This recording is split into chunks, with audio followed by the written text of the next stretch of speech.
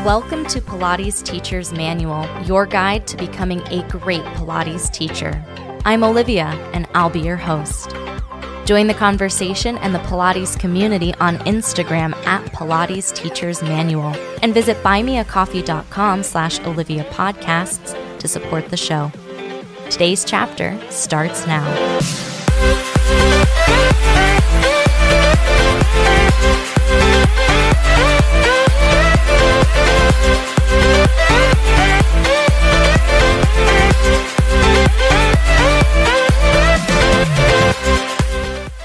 Hello, everybody. Welcome back to the podcast.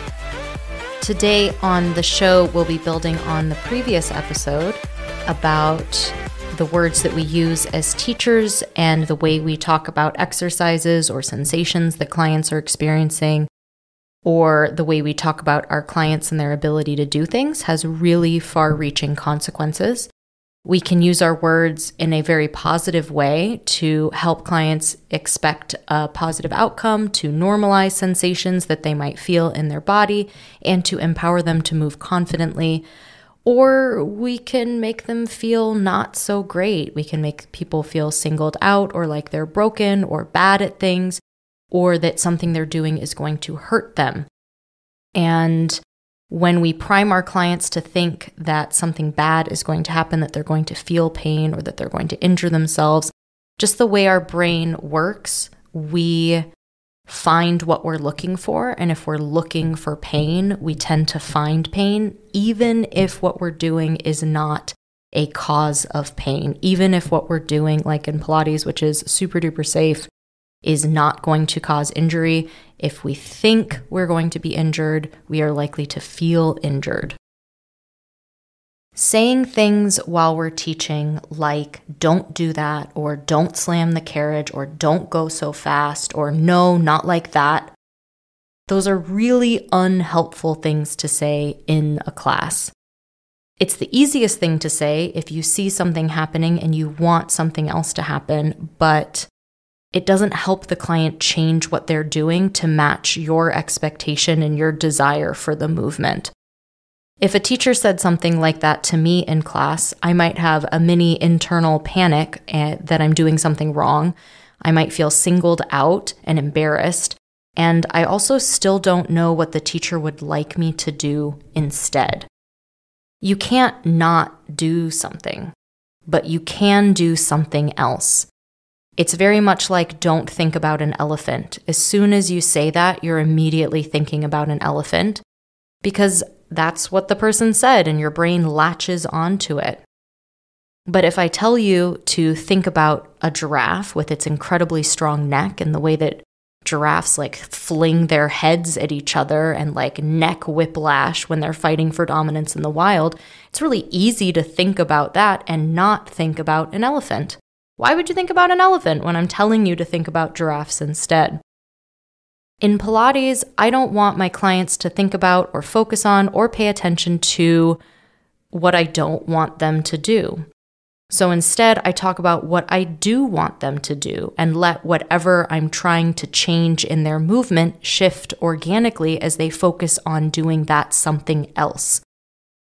I also love this because there's less internal panic about doing something wrong for the client because you haven't said anything is wrong. You're just asking them to try moving in a different way or doing something in a different way, but there's no judgment about being good or bad or right or wrong. That's not really a game that we need to play in Pilates, and it just really doesn't need to enter into the equation. What we say matters, and the words we choose matters. And we don't have to say the unhelpful thing that doesn't give us the outcome that we want. It's a waste of breath, it's a waste of time, it's a waste of energy. We just don't need to say it at all. We can say something else, something that has a greater positive impact for our client and for us because they're doing what we say. Moreover, we want our clients to come back and keep practicing and keep learning and keep growing in their Pilates practice. Clients won't come back if, whether it's intentional or unintentional, they feel like they're bad at Pilates or that something is wrong with them. It just doesn't feel good. Why would they want to pay more money to have that feeling? Even when we give clients negative feedback, i.e., we want them to do something different than what they're doing, we can still frame it in a positive way. Framing an idea in a positive term is something that you can do and practice just like you practice cueing back rowing, just like you practice, teaching a flow of exercises. The way I think about it is, what do I want the client to do? What is the outcome that I'm looking for?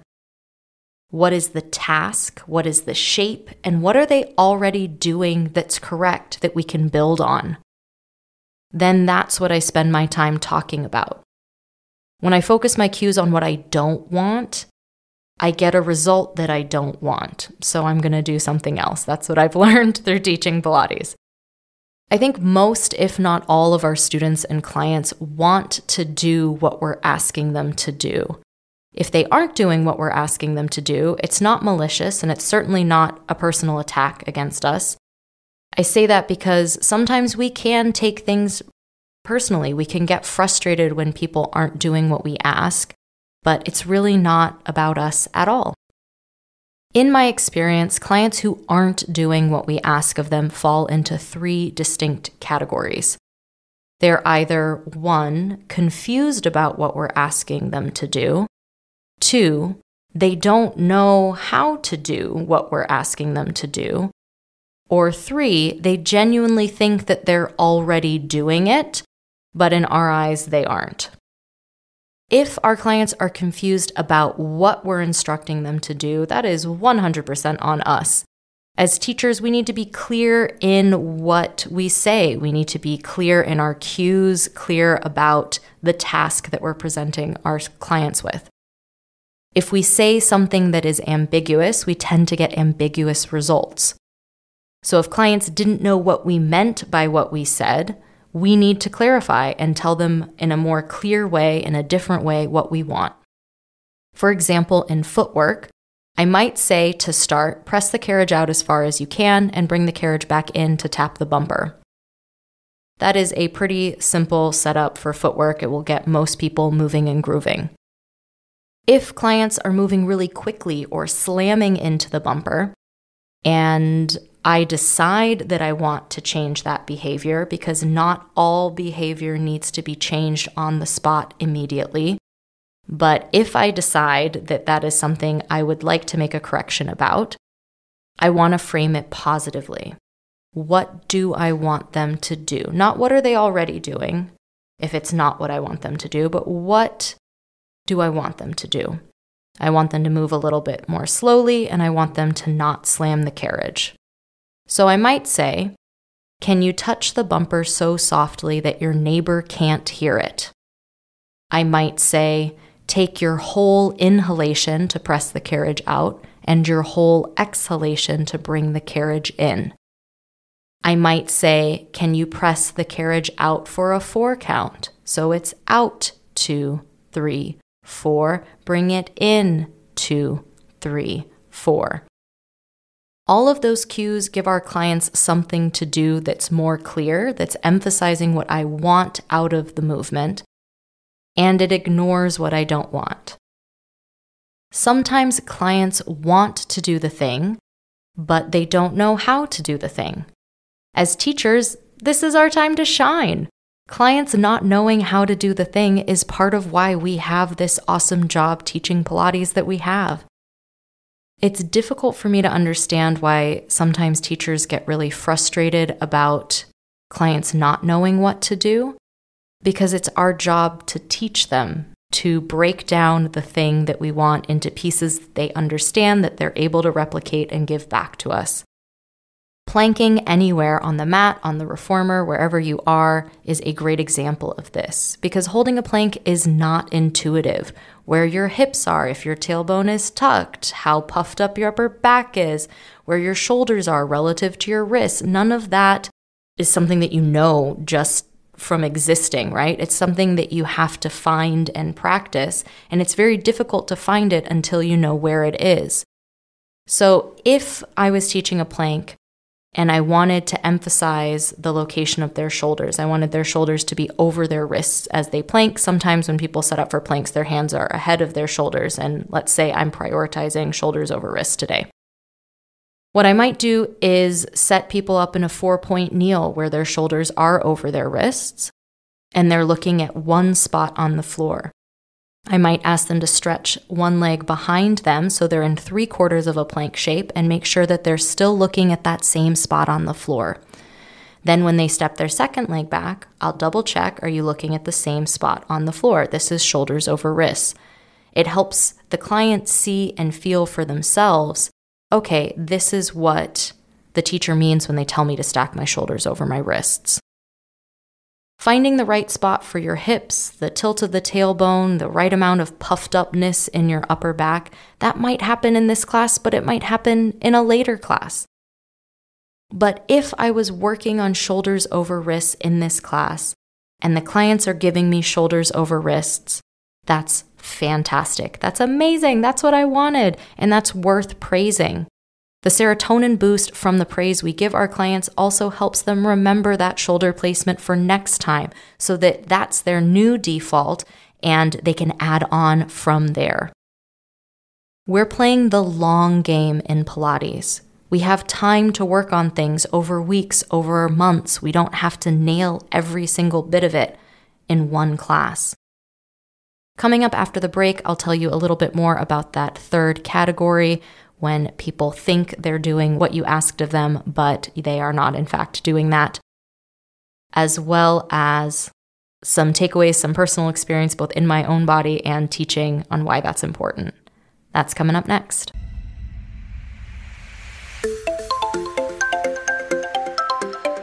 Hi there. I hope you're enjoying today's chapter so far. There's great stuff coming up after the break, too. Be sure to subscribe wherever you're listening and visit buymeacoffee.com/Olivia Podcasts to support the show. There you can make a one-time donation or become a member for as little as $5 a month. Membership comes with some awesome perks, including a shout-out in the next episode, a monthly newsletter, a monthly Zoom call with me, and more. You can also visit links.oliviabioni.com/affiliates to check out some sweet deals on products I use and love. Now back to the show.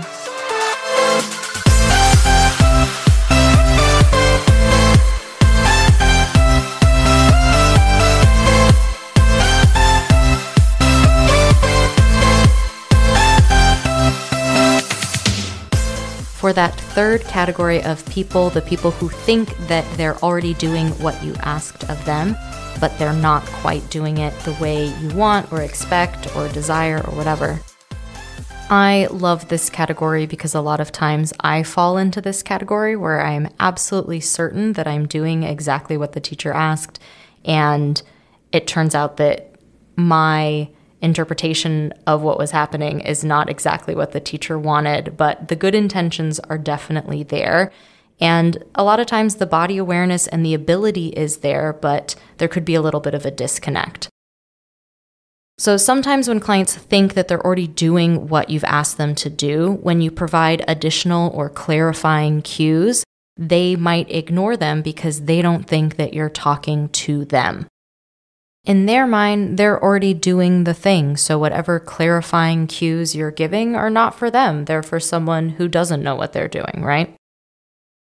I think any strap pulling exercise on the reformer is a good example, because whether your clients are sitting on the box facing the pulleys or lying on the long box facing the pulleys or kneeling facing the pulleys or seated doing back rowing, a common thing that clients do when we're pulling straps is they'll pull them a little too forcefully, lose tension in the straps, kind of catch some air time, and then there's that jerk when the spring catches up with them and they kind of land from that air time.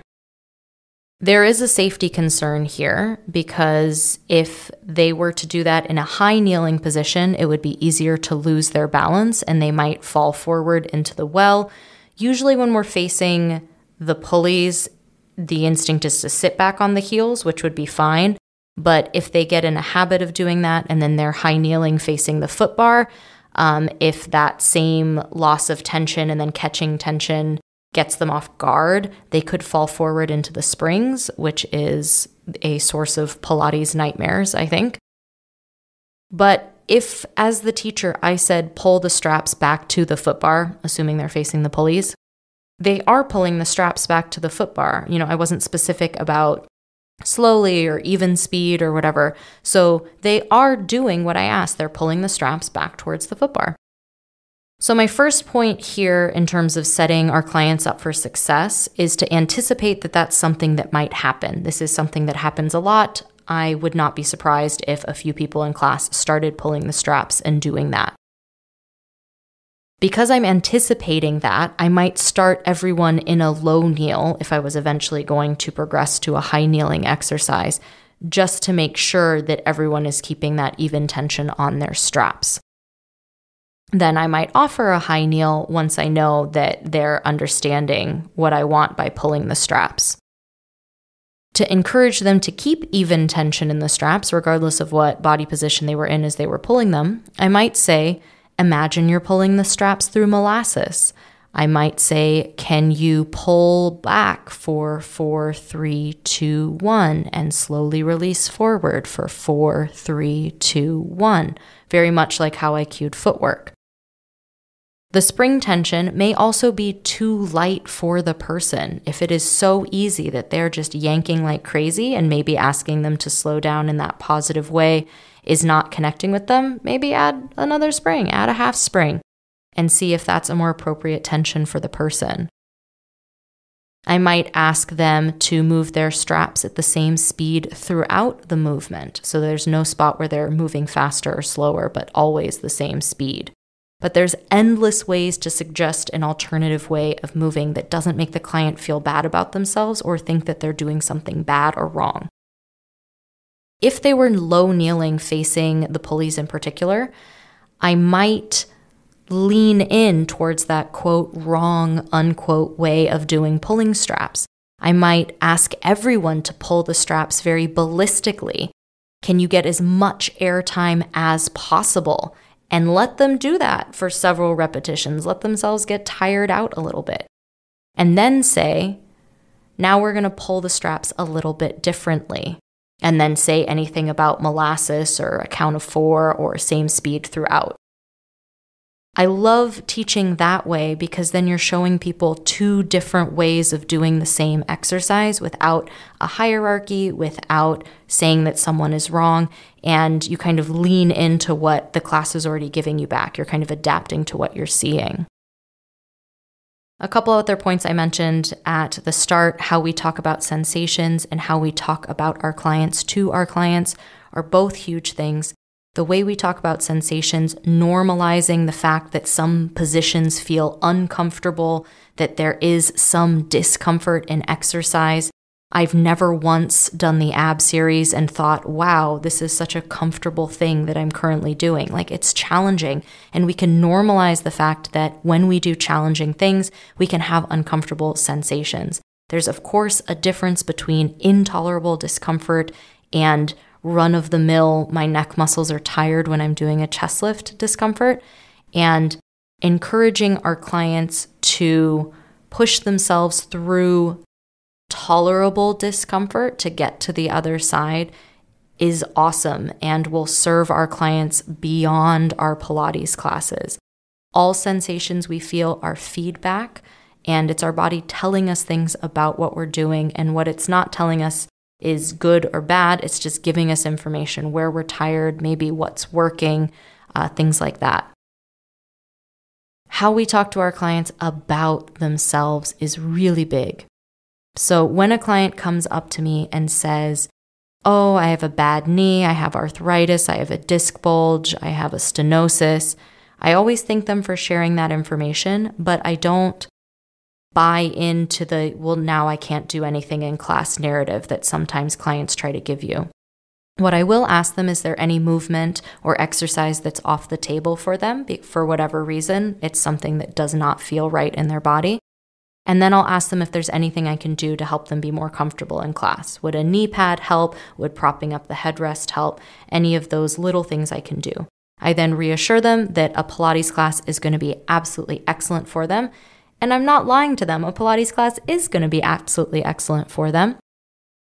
And I reassure them that I'll keep an eye on them during class. I'll check in with them. And some of the exercises and variations that I'll be offering will be a great fit for them. That goes a long way towards building that therapeutic alliance, helping your client feel seen and heard, but not letting perhaps their fear of movement be the baseline. If I'm totally calm, cool, and collected and reassuring them that it's going to be okay, it goes a long way to make them feel like, hey, this might actually be okay. Maybe I can give this a try.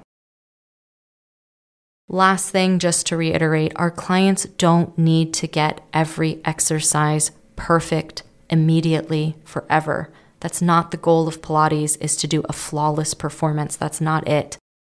It's a process, and if we take time to celebrate their individual progress towards their goal, the personal journey over the eventual outcome of doing the exercise, our clients will be down to come on this ride with us and explore a little bit and see what happens and not feel so tied down to perfection. They won't expect that they're going to get everything right all the time, and they're not going to be worried that we're expecting them to get everything right all the time. We help instill a growth mindset for our clients, which will potentially shape the way they talk about themselves to themselves and the way they think about Pilates as a process, as a journey, not as one single moment of perfection in time.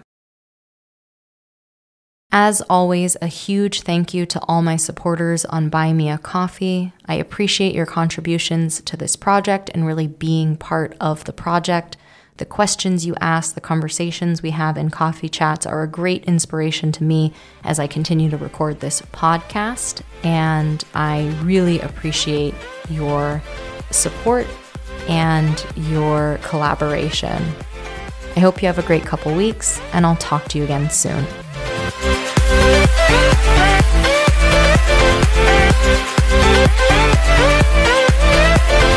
Thanks for listening to this week's chapter of Pilates Teacher's Manual, your guide to becoming a great Pilates teacher.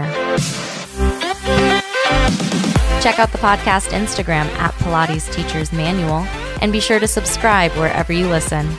For more Pilates goodness, check out my other podcast, Pilates Student's Manual, available everywhere you listen to podcasts. The adventure continues. Until next time.